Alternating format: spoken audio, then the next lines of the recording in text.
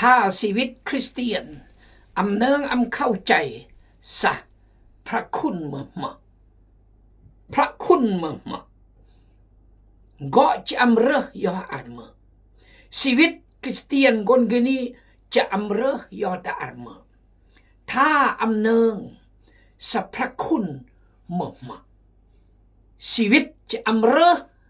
ยอดอันเมื่อเจ็ดนี้มันตังอันเมื่อคนคริสเตียนชีวิต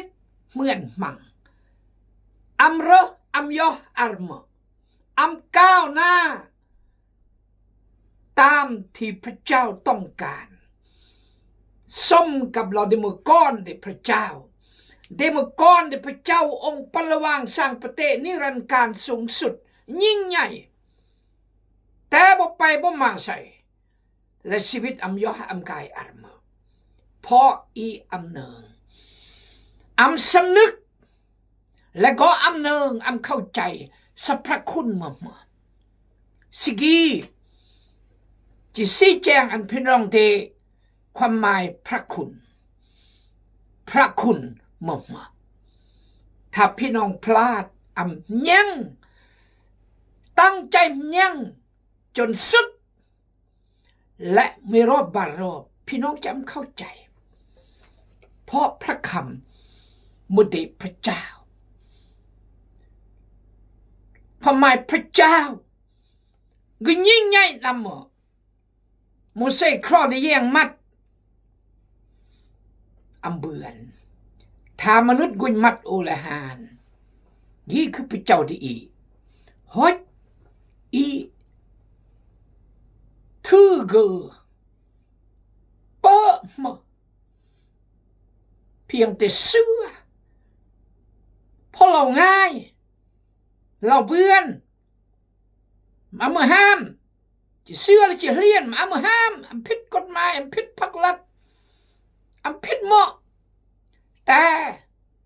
ผิดพระเจ้าจะต้องรับผิดชอบดำมือกันสุดชีวิตอีกจะต้องรับผิดชอบตาต้องห้อยย่อตกลงอยู่พักอยู่รัฐอยู่กฎหมายมันเมืองหรือเมื่อก็เลิศตกลงซื้อขายติดไรดัธนาคารบอกหรือดับริษัทต่างๆให้หลังจากนี้อกกันและเส้นอกนี้โอมทื่อการประทับด้วยแม่นี่โอมทื่อเราเบื่อแต่ปฏิเสธเบื่อเราเบื่อตนอแต่ดังแง่กฎหมายความผูกพันคุกมัดและแมนจบต้องปรับใหม่รถกุดคุกกุดขานี่คือกฎหมายมันเมืองระบุอันอีเดเมื่ออีสัญญาจะแต่งอันใดอันหนึ่งฉะนั้นการอีจะแต่งหมดต้องคิดตรึกอันรีและเนื่องได้เข้าใจถ้าแต่เนื่องแต่เข้าใจเลิกให้เสื้อยามาแต่หลังจากเสื้อแล้วตั้งใจจุเนื่องจุเข้าใจสิ่งได้เสื้อได้ดื่มจุเนื่องจุเข้าใจสิ่งได้เสื้อได้ดื่มสิ่งได้นี่คืออีควรจะแต่งเหมือนพระคัมภีร์บอกตลอดพระคุณอีลอดด้วยพระคุณอิตัดสินด้วยการกระทำคริสเตียน100 คนลอดด้วยพระคุณและความเชื่อได้เชื่อพระเยซูคริสต์เจ้าแต่จะถูกตัดสินด้วยการกระทำนั่นก็คือตั้งแต่มืออีกุดเชื่อพระเยซูจนถึงมืออีห้ามอีแต่งหัวแน่ผิดพลาดอีแต่งหัวแน่บกพร่องและขอโทษและขออภัยและปลดปล่อยกุจิกอยก็และมือจิบ พระคัมภีร์เราบอก Behold your sin will find you out เยี่ยงแม่มือมาบเดเมจิบุบเมมาบเดเมจิบุบเมมาบเดบาจิบุบบาอีลอดโดยพระคุณคือพระเยซูที่กำลังจะเฮียนสิกีและถูกตัดสินโดยการกระทำเพราะตลอดชีวิตอีกุศลพระเจ้าอีจะกระทำทางฮรสโรทางการเบอทางการเอื้อบทางการแต่งทางการแย่งทางการมอดล้วนแล้วแต่จะต้องรับผิดชอบต่อหน้าพระเจ้า2 โครินธ์บท 5 ข้อ 10เราดูมาทุกคนจะตื่นต่อหน้าบัลลังก์พระเยซูคริสต์และให้การต่อพระเจ้าทุกสิ่งที่อีแต่งดาโลกหน่วยเกอ่านเลยพี่น้องตะตั้งห้อยกับพระเจ้าตะตั้งห้อยกับพรรครัฐตะตั้งห้อยกับกฎหมายตะตั้งห้อยกับรวยตะตั้งห้อยกับความจริงเกืออำหานวิบัติสาธุการในพระเจ้าขอบคุณพระเจ้าฮาเลลูยาขอบคุณพระเจ้าที่เป็นบุตรพระเจ้าองค์กีและเสื้อพระเจ้าองค์กีและรับใช้พระเจ้าองค์กีและประกาศพระเจ้าองค์กีอันก่อนกมูอุเดแต่มากก่อนเสื้อตัวนอกปลา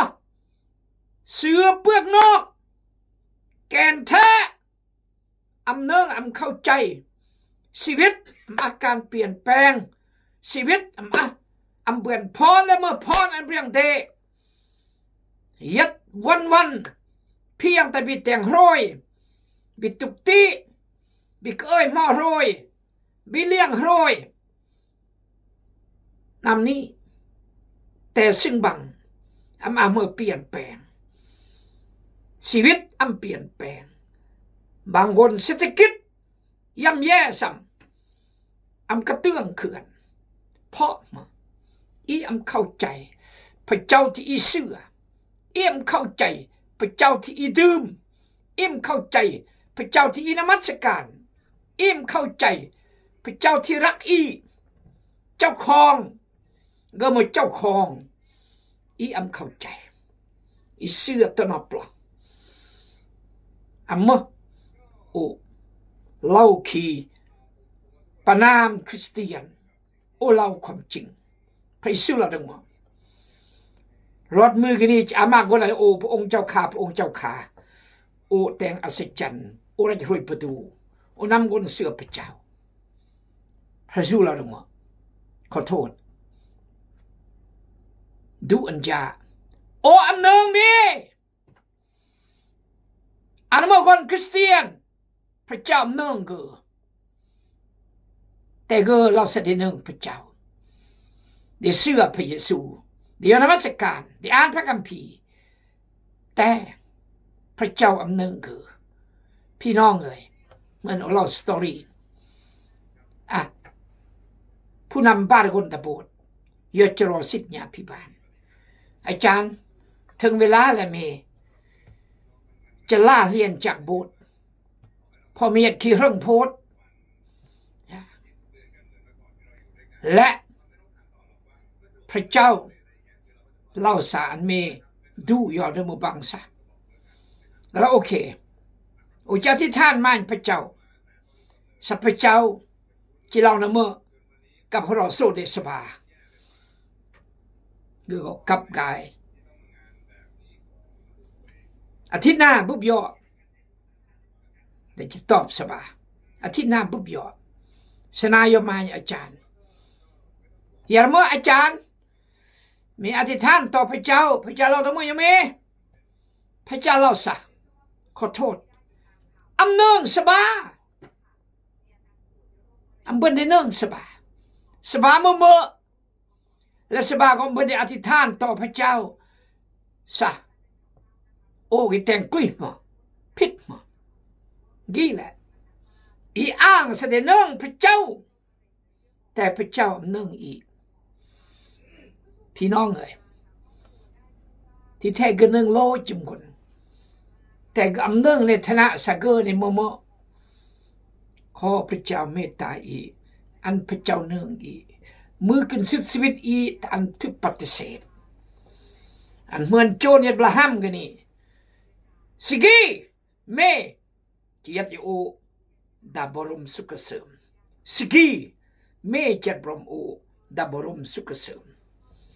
หรือจะเหมือนตาโจรอับราเวสิกีเมจัดบรมโรยดานรกอวิจีขอพระเจ้าเมตตาอีครอสมาเลโลจำคนก่อนก็มุ่งตู้สรีมยัดดลาวไทยจีนเวียดนามอเมริกาแคนาดาฝรั่งเศสขอพระเจ้าอวยพรขอบใจบอกกดแชร์กดไลค์และคอมเมนต์ขอบใจที่บอติดตามรายการชีวิตกีน้องอาวังเหมือนคำแพงจู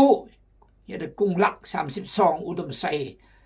พระเจ้าย่อยก็เลอะซึ่งจุสังวาและรับเสื้อพระเจ้าเอาละสิกี้จะเฮียนพระยอถึงเรื่องพระคุณพระคุณพระเจ้านั้นแสนซื่นใจสวยได้คนสัวอย่างข้าข้างนั้นฉันลงพระองค์ตามหาตาบอดแต่ข้าเห็นแล้วฮาเลลูยาสรรเสริญพระเจ้าพระองค์เอ้ยพระคุณพระเจ้าแสนซื่นใจซื่นบานพระคุณคือความรักที่พระเยซูต่ออีกแต่สองกังแค้นเมื่อก็โอดเกล้อมามเฮดติได้เจืองได้เทือกกิเดียร์โอ้จะรอพระยงโอ้ยพระยงพระบิดาจังมอปิโอเพราะพระเยซูบุกมาตั้งแต่มาอาดัมเอวาจนสิ้นโลกีเมื่อมามักนำพระเยซูบุกดีแต่เมื่อมาเกอแต่ก็บุกมาอีแต่อีบุกมาอีเองโอ้พระเจ้าเอ๋ยนี่คือพระคุณอธิษฐานเคสมาเนจนหอมออลเลียนเมื่อมามนี่คือพระคุณที่ก็แต่งอันอีเดดาสองกังแคนขอพระเจ้าอวยพรอันกนกับยังพระคำสิกีทราบซึ่งดชีวิตและมอบชีวิตจิตใจอันยอพระเจ้าอย่างแท้จริงอธิษฐานในชื่อพระสุกิจเจ้าอาเมนพระคุณมุสับเยรูซาเล็มภาษาอังกฤษ grace นั่นก็คือสิ่งอีอำควรจะเบื่อแต่อีเบื่อเมื่อสิ่งที่อีอำควรจะรับแต่อีรับนี่คือพระคุณอีอำสมควรจะเบื่ออำสมควรจะแต่อีเบื่ออีนี่แหละพระคุณจะอ่านพี่น้องเทหนังสือปฐมกาลบท32ข้อ9ข้อ10แล้วยาโคบก็ภาวนาอธิษฐานว่าโอ้พระเจ้าของอับราฮัมผู้เป็นปู่และพระเจ้าของอิสาคผู้เป็นพ่อของข้าน้อยโพดฟังข้าน้อยแด่ทอนพระองค์บอกให้ข้าน้อยกลับคืนเมื่อสู่ดินแดนหาญาติพี่น้องและพระองค์จะให้ทุกสิ่งผ่านพ้นไปโดยดีสำหรับข้าน้อยเราอธิษฐานในยาโคบเมื่อก็ย่อเมโสโปเตเมียประเทศอิรักย่อจรอยงเอมเพรมาและบุบก่อนยงเอมบาลกนเลียและเรเชลและก็เดคนใส่อีกกบาลคนเป็น4คนเกิดก่อนจำเพาะ12คนและก็นี้กับกายจิกายบุบอ้ายเนี่ยตาย เอซาวอำทึกย่อกาจิดูตายนี่จุพานแหมเพราะโลภหนึ่งสิทธิก่อนรานสองโลภพระพรที่อิสากยงอวยพรโดยมาว่างแผนเรเบกาอันยาโคบเบือนพระพรเพราะมากุนซะยาโคบควรจะเบือนพระพรที่ยงจะอันนั่นก็คือกรอโซอำเมวัตถุแต่สำคัญก้าลยงจะหานหลังจากพลาดเอซาวอำเบือนเพราะมาวางแผนลัดหน้าออกอันก็ยอซอกปินตัวบริโตพลายกับขั้วอันเดเบอร์ล่ำแต่จะอวยพรไม่ได้การอุจหานสุดท้ายมาเม็ดอันอยากโคบพานตุกแกกุลเมยแต่ล่ำในยงกูเบอร์เด็บแต่ปูรบอตีแล้วเสียงมันเสียงยาโคบให้ล่อแม่อาคุลเหมือนเอซาวเพราะมันก็บิกุนเท่าเบอร์มาบิให้อวยพรยาโคบลัดพระพรซึ่งก็จะอันทางจากนี้เอซาวกายเว้ยอัมมาอ้าวไม่มาเมื่อโอเลโมเอซาวอ้าวแล้วมาเมื่อย่อแต่งสมบูรณ์สมาเลอร์ลามันโอโบอวยพรกันที่รถแม่ไปเอาแล้วยามกลูยงเอ้ยยงพระพรรถลำนี้ไว้ยงไปเอาวะจ้ะอันอุเดนี่ยงโอ้ยไปเอาแล้วก่อนโอ้อันลุดสำคัญสมพี่น้องเรื่องพระพรเมื่อไงอีมากบัดจุเดพระพรหมอยงมาปเตอัลมโบอัทราบอัลกระเบิลแต่มจุเดพระพรที่ยงมาจะอวยพรโดยตนอเดนอหรือเยื่อมเดนอพี่น้องเอ๋ยศักดิ์สิทธิ์เสมอฉะนั้นยาโคบเบือนฉะนั้นจะมือกี้ตระกูลยาโคบจึงเมื่อสนชาติอิสราเอลตระกูลเอซาวมุศัตรูในอิสราเอลเท่าสมือกี้นอนในเกิดเผ่าเอโดม yes ฉะนั้นสำคัญที่สุดพระพรจากพระเจ้าพระพรจากยงมาเยก่อนตะแตงอันยงมาจุปวดโดยยงมาบิกสามารถจะอวยพรอันเดมีแต่หล่อเกียรติมีแต่หล่อจุปวดลังหล่ออวดแกลนต่อก้อนพอก้อนทำยังหล่อมอกก้อนน้ำเลอะก้อนเจอเกือบยงมาจะเข้าใจซะโอ้ยห่านจำเลอะกว่ายัดก็แต่งเด็ดทุกคนยืมมูลมังสังขยาสำรวยแม่กี่บ่หรือแต่ยงมาความสุขยงมาซื่นสมยินยงมาแจ็บดอมยงมาภาคภูมิใจที่ก่อนจำรอก่อนจำขึ้นได้บางคนเลิศก็รักพระเจ้าและยังมนุกุลสมนึก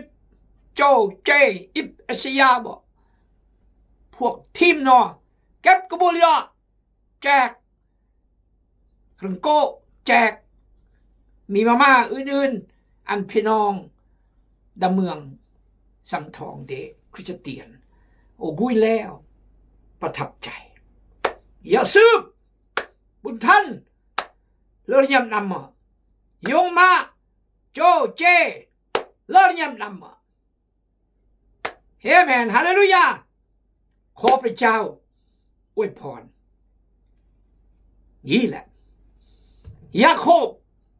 อธิษฐานเราดังมาขน้อยบ่สมควรกับพระกรุณาและความสัตย์ซื่อที่พระองค์ได้สำแดงต่อขน้อยผู้หับไส้ของพระองค์เลยทอมเรายุลำทอม โอ้อำสมควรจะรับสิ่งที่โอรับข้าน้อยบ่สมควร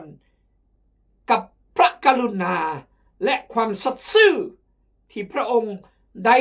สำแดงต่อข้าน้อยผู้รับใช้ของพระองค์เลยความสัตย์ซื่อเดชพระเจ้า God is faithful God สัตย์ซื่อต้องสัตย์ซื่อต่อพระเจ้าสัตย์ซื่อต่อยงมาสัตย์ซื่อต่อภาครัฐสัตย์ซื่อต่อกฎหมายบ้านเมืองสัตย์ซื่อต่อสิทธิอภิบาลสัตย์ซื่อต่อกำระสัตย์ซื่อต่อเละสัตย์ซื่อต่อกรสัตย์ซื่อต่อหมู่คู่พรรคพวกสัตย์ซื่อต่อสมาชิกในคริสตจักรพระเจ้าสัตย์ซื่อต่อยาโคบต่อยาโคบเมื่อกี้พระองค์เลยข้าน้อยได้ข้ามแม่น้ำจอร์แดนมีเพียงไม่เท่านั้นโอ้ข้ามจอร์แดนสนาร์กึนมวยนำนี้ต่อยมหัว yes แต่บัดนี้ข้าน้อยกลับมาพร้อมด้วยจำนวนคนและฝูงสัตว์2 งวดนี้แต่กับกายอากล2 หมวดและฝูงสัตว์โตต่างเป็นพันและอากลใส่เป็น100 200 300 คนนี่คือพระคุณคือมือสิ่งอันสมควรจะรับท่านเบลลิเกรแฮมเล่าตลอดสมควรจะตกนรกยัดบรมโรยเพื่อหาละวาดแต่เพราะพระเยซูคริสต์เจ้ารักและเป็นห่วงเพราะเมื่อกุนได้เกิดสร้างเขื่อนโดยกูฮุรอันอีเดและเมื่อได้เกิดอย่างที่อเมริกาทรากลำโบเสื่องโตต่างยัดโยแล้วจะบ่นจะทุกข์ยากเผาหัวตำแต่ซาดหัวตำแต่ได้เกิดบางจึงก็วิญญาณทรากลำโบเปวิญญาณจิตใจถ้ารังแกมอดก้อนเราก็ดึกกวนก้อนเฮียร์มากก็เตะอ้วนมาซ้อก้อนซ้อมากก็ปกพอก็เยื่อมแต่เปิ่มมาสันมนุษย์จึงเฮรสลาดเก่งกาขุดค้นสัพพะทุกสิ่งสร้างอาวุธยุทโธปกรณ์แต่งโทรศัพท์เด่นคีลอริอทั่วโลกนี่คือพระเจ้ารักฉะนั้นก็จึงอยู่ไทยและแวด